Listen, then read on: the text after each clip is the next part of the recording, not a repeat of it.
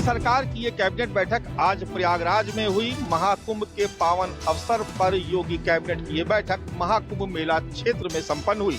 प्रयागराज महाकुंभ में चल रही यूपी कैबिनेट की बैठक में कई अहम फैसले लिए गए। इस बैठक के बाद सीएम योगी आदित्यनाथ ने खुद इसकी जानकारी दी। सीएम ने कहा कि यूपी में निवेश के नए प्रस्ताव आए हैं। प्रयागराज और वाराणसी समेत 7 जिलों को मिलाकर नया प्राधिकरण बनाया जाएगा, जिसमें प्रयागराज, बनारस से लेकर चित्रकूट तक अलग अलग इलाकों को डेवलप किया जाएगा। इसके साथ ही प्रदेश में 3 नए मेडिकल कॉलेज खोले जाएंगे और प्रदेश में नई एरोस्पेस डिफेंस पॉलिसी बनाई जाएगी।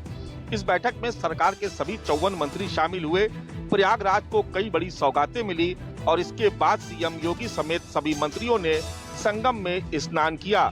हालांकि इस मुद्दे पर भी सियासत गर्म नजर आई। समाजवादी पार्टी के मुखिया अखिलेश यादव ने कहा कि महाकुंभ का मेला कैबिनेट बैठक के लिए नहीं बल्कि स्नान के लिए होता है।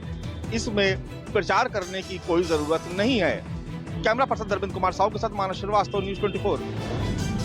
सपा मुखिया अखिलेश यादव का बयान, दिल्ली चुनाव में आम आदमी पार्टी को समर्थन, कांग्रेस का विरोध नहीं। दरअसल अखिलेश यादव ने दिल्ली विधानसभा चुनाव में आम आदमी पार्टी को समर्थन देने का ऐलान किया, जिसके बाद राजनीतिक गलियारों में इंडिया गठबंधन बिखर गया, ऐसी चर्चाएं होने लगी, जिसको लेकर अखिलेश यादव ने जनेश्वर मिश्र की जयंती पर कहा, आम आदमी पार्टी दिल्ली विधानसभा चुनाव में समर्थन का मतलब ये नहीं कि कांग्रेस से कोई हमारी लड़ाई है या मतभेद है। इंडिया गठबंधन की बैठक में ये पहले ही तय हो चुका था, जो रीजनल पार्टी मजबूत है वहां उसको समर्थन किया जाएगा। यहाँ आपको ये भी बता दें, अखिलेश यादव ने कहा जो बीजेपी को हराएगा इंडिया गठबंधन उसके साथ है। कैमरा पर्सन धर्मेंद्र साहू के साथ मनोज पांडे, लखनऊ, न्यूज़ 24। चंडीगढ़ नगर निगम के मेयर का चुनाव अब 30 जनवरी को होने जा रहा है और इसके लिए अधिसूचना चंडीगढ़ के डिप्टी कमिश्नर द्वारा जारी भी कर दी गई है। बेशक मामला पंजाब और हरियाणा हाई कोर्ट में भी पहुंचा था, लेकिन इसके बाद हाई कोर्ट में सुनवाई भी हुई थी और अब फिर से इसकी नोटिफिकेशन जारी कर दी गई है और जो नामांकन प्रक्रिया है वो भी शुरू हो चुकी है। 25 जनवरी तक शाम के 5 बजे तक जिस व्यक्ति ने भी चुनाव लड़ना होगा वो अपना नॉमिनेशन दाखिल करवा सकता है। बेशक इस मामले में अभी तक भारतीय जनता पार्टी ने अपने उम्मीदवारों की घोषणा कर दी है, लेकिन ना ही आम आदमी पार्टी ने ना ही कांग्रेस ने अभी तक पत्ते खोले हैं। बेशक इस समय मौजूदा आम आदमी पार्टी का मेयर भी है, लेकिन वहीं पर भाजपा ने भी अपनी जो पूरी रणनीति है वो भी बनाई हुई है। लेकिन देखने वाली बात होगी कि 30 जनवरी को होने वाला जो चुनाव होगा उसको लेके अलग अलग राजनीतिक पार्टियों ने जो समीकरण बनाए हैं उनका नतीजा क्या आएगा। कैमरामैन गंभीर सिंह राणा के साथ विशाल इंग्लिश, न्यूज़ 24, चंडीगढ़। बता दें कि दिल्ली में सभी 70 विधानसभा सीटों पर एक चरण में 5 फरवरी को मतदान होगा।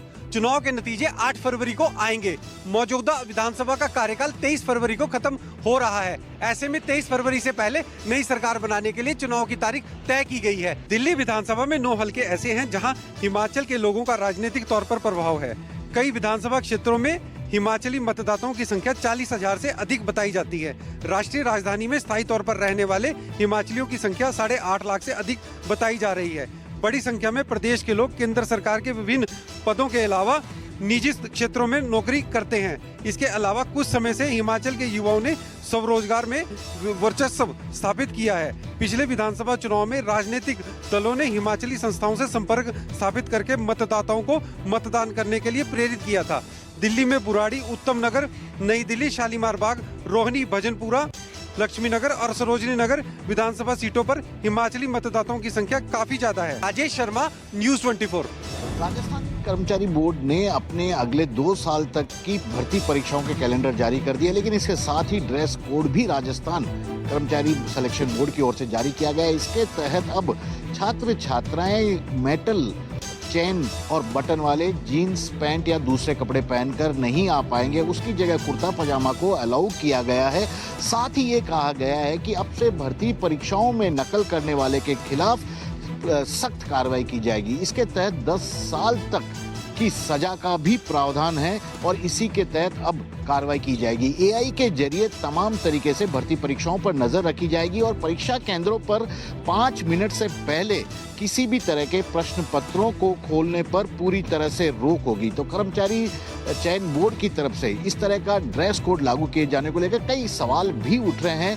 काफी सख्त फैसले लिए जा रहे हैं भर्ती परीक्षाओं में नकल रोकने के लिए। श्रीवत्सन, जयपुर, न्यूज़ 24। संभल हिंसा मामले की जांच के लिए गठित की गई न्यायिक जांच आयोग की टीम ने 51 लोगों के लिखित बयान दर्ज किए हैं। जनपद संभल बवाल मामले में गठित 3 सदस्यीय न्यायिक जांच आयोग ने 51 लोगों से लिखित बयान लिए हैं। करीब 7 घंटे तक आयोग के सदस्य संभल में रहे। 20 से 25 लोगों से मौखिक भी जानकारी ली गई है। टीम ने जामा मस्जिद और बवाल के क्षेत्रों का भी देखा है। साथ ही जामा मस्जिद कमेटी ने भी घटना की जानकारी ली है। न्यायिक जांच आयोग में रिटायर्ड जज देवेंद्र अरोड़ा को आयोग का अध्यक्ष बनाया गया है, जबकि रिटायर्ड आईपीएस अधिकारी और पूर्व डीजीपी ए.के. जैन और रिटायर्ड आईएएस अधिकारी अमित मोहन प्रसाद सदस्य हैं। जानकारी के मुताबिक 1 सप्ताह बाद न्यायिक आयोग की टीम फिर संभल आकर लोगों के बयान दर्ज करेगी। यहाँ आपको ये भी बता दें कि संभल हिंसा की जांच के लिए योगी सरकार ने 24 नवंबर 2024 को न्यायिक आयोग का गठन किया था। कैमरा पर्सन मिंटू सिंह के साथ Ashok Tiwari, Lucknow, news 24। Railway claim घोटाले मामले में आज ईडी ने बड़ी कार्रवाई करते हुए पटना, नालंदा सहित देश के 5 बड़े शहरों में छापेमारी कर रही है। बुधवार की सुबह से ही ये छापेमारी चल रही है और इस मामले को लेकर अलग अलग लोगों से पूछताछ भी की जा रही है। आपको बता दें, करीब 100 करोड़ रुपए के रेलवे क्लेम घोटाले के मामले में रेलवे के से जुड़े कई अधिकारी और कई न्यायिक अधिकारी भी जांच के दायरे में हैं और पटना में जिन लोगों के घर छापेमारी की जा रही है उसमें रेलवे के सीनियर अधिकारी रहे डीके मित्तल और एक वकील डीके सिंह भी शामिल है, जिनके ठिकानों पर छापेमारी चल रही है। करीब 100 करोड़ रुपए का ये घोटाला हुआ था, जिसमें फर्जी तरीके से रेलवे कर्मचारियों ने 100 करोड़ से ज्यादा के क्लेम हासिल किए थे। बाद में सुप्रीम कोर्ट के एक आदेश के बाद यह मामले की जांच ईडी को सौंपी गई थी और उसके बाद से ईडी इस मामले में जांच कर रही थी। आज जिन शहरों में छापेमारी की जा रही है उनमें बिहार में 3 ठिकाने हैं, जिनमें एक पटना का पोस्टर पार्क है, जगनपुरा, नालंदा, जबकि बेंगलुरु में भी ये छापेमारी चल रही है। फिलहाल इस मामले को लेकर अभी तक आधिकारिक तौर पे ईडी ने कोई बयान नहीं दिया है, लेकिन इन छापेमारियों से रेलवे अधिकारियों में हड़कंप मच गया है। कैमरामैन सनी के साथ अमिताभ ओझा, पटना न्यूज़ 24। महाराष्ट्र में फसल बीमा की एक योजना को लेकर बड़ा घोटाला सामने आया है। 1 रुपए में फसल का बीमा कराया जाता था, जिसमें करीब 350 करोड़ रुपए का घोटाले का पर्दाफाश हुआ है। इस बीमा योजना के लिए बड़ी मात्रा में आवेदन मंगाए गए थे, जिसमें से 4 लाख आवेदन फर्जी साबित हुए हैं। योजना की शुरुआत से ही इस पर कई सारे गंभीर सवाल खड़े किए जा रहे थे। इसके बाद महायुति सरकार ने कृषि आयुक्त की अध्यक्षता में एक समिति नियुक्त की थी। इस समिति ने माना कि 1 रुपए फसल बीमा योजना में 350 करोड़ रुपए का घोटाला हुआ है, इसलिए कृषि आयुक्त की समिति ने इस योजना को बंद करने की सिफारिश की है। समिति ने यह भी कहा कि अधिकतर फर्जी आवेदन भीड़ से किए गए हैं। 1 रुपए फसल बीमा योजना के लिए राज्य में लगभग करीब 16 करोड़ 19 लाख आवेदन मंजूर किए गए थे। इनमें से 4 लाख आवेदन फर्जी निकले हैं। सबसे ज्यादा फर्जी आवेदन बीड़ से है, इसके बाद सातारा और जलगांव में भी फर्जी आवेदन किए गए हैं। फसल बीमा के लिए आवेदन सामूहिक सेवा केंद्रों के माध्यम से किए जाते हैं। किसानों को यह बीमा 1 रुपए में मिलता है, इसलिए एक आवेदन के लिए सामूहिक सेवा केंद्रों को 40 रुपए मिलते हैं। सामूहिक सेवा केंद्र किसानों को बिना बताए किसानों के लिए आवेदन भर देते हैं। इस घोटाले के सामने आने के बाद विपक्ष काफी आक्रामक है। विपक्ष का कहना है कि सरकार में बैठे हुए लोग और मंत्री ही इस घोटाले के सूत्रधार है। विपक्ष का कहना है कि ये घोटाला 350 करोड़ का नहीं बल्कि करीब 5000 करोड़ का हो सकता है। कैमरा पर्सन अचल सिंह के साथ अंकुश जायसवाल, न्यूज़ 24 मुंबई। बांग्लादेश में हिंसा की गतिविधियां। दस्तक ने प्रशासन की चिंता बढ़ा दी है। बीते दिनों महाराष्ट्र के लातूर जिले में बर्ड फ्लू की वजह से 51 कौओं की मौत हो गई है। बढ़ते बर्ड फ्लू के मामले को देखते हुए स्वास्थ्य विभाग अलर्ट मोड पर है और इसके रोकथाम के लिए जरूरी कदम जो है वो उठाए जा रहे हैं। लातूर के बाद महाराष्ट्र के उरण में बर्ड फ्लू का मामला सामने आया है। यहाँ के चिड़नेर गांव में बर्ड फ्लू फैलने के बाद स्वास्थ्य विभाग अलर्ट हो गया है। हेल्थ इमरजेंसी घोषित कर दिया है। अधिकारी की माने तो 1000 पक्षियों को मारा गया है। जानकारी के मुताबिक पोल्ट्री फार्म पर मृत मिले देसी मुर्गे और मुर्गी के नमूने की जांच जो है पुणे की सरकारी प्रयोगशाला में टेस्ट के लिए भेजे गए थे। उन नमूनों को भोपाल की एक प्रयोगशाला में भी जांच के लिए भेजा गया था। 18 जनवरी को मिली रिपोर्ट में एवियन इन्फ्लुएंजा की पुष्टि हुई है। इससे पहले महाराष्ट्र की उपराजधानी नागपुर में भी बर्ड फ्लू की वजह से 3 बाघ और 1 तेंदुए की मौत हो गई है। बढ़ते बर्ड फ्लू के मामले को देखते हुए प्रशासन सतर्क है और इसके लिए रोकथाम के लिए जरूरी कदम जो है वो स्वास्थ्य विभाग की ओर से उठाए जा रहे हैं। कैमरामैन अनंत बर्मन के साथ राहुल पांडे, न्यूज़ 24 मुंबई।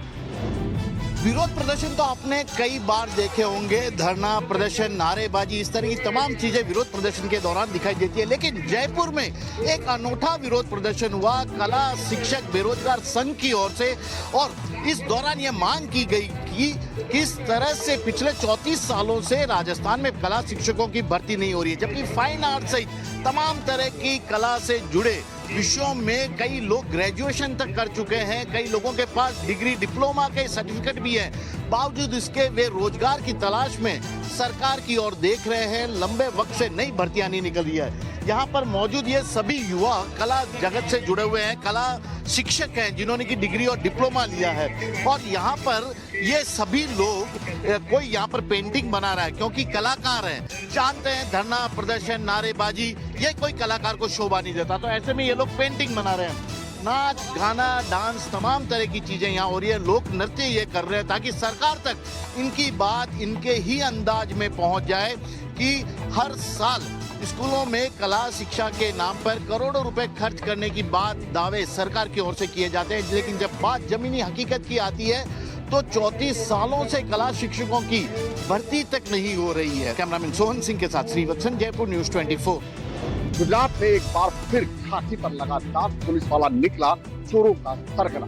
कंपनी की लोहे की सलाखों से बने ट्रेलर से कटिंग करके चुराते थे सलाख। गुजरात पुलिस में फिर एक कर्मी ने अपने विभाग को शर्मसार किया है, जिस पर चोरों को पकड़ने की जिम्मेदारी थी वो खुद चोरों का सरदार निकला। इस आरोपी का नाम मुस्तफा खान मलिक है। दरअसल एक कंपनी का लोहे की सलाखों से बना हुआ ट्रेलर जब डिस्ट्रीब्यूटर के पास डिलीवरी के लिए ले जाया जा रहा था, उस दौरान एक ट्रेलर को बीच रास्ते में रोक कर वहां पहुंचे मुस्तफा खान और उसकी गैंग के बाकी सदस्यों ने लोहे की सलाखों को काट कर उसमें से 5 टन लोहा चुरा दिया और उसकी जगह पर कमार भर दिया। हालांकि पकड़े जाने के बाद भी मुस्तफा खान यही कहता रहा कि ये लोहे की सलाखें उसने पैसे से खरीदी है, लेकिन पुलिस ने मुस्तफा खान सहित 5 चोरों की गैंग को पकड़कर कानूनी कार्रवाई शुरू कर दी है। कैमरामैन के साथ भूपेंद्र सिंह, अहमदाबाद न्यूज़।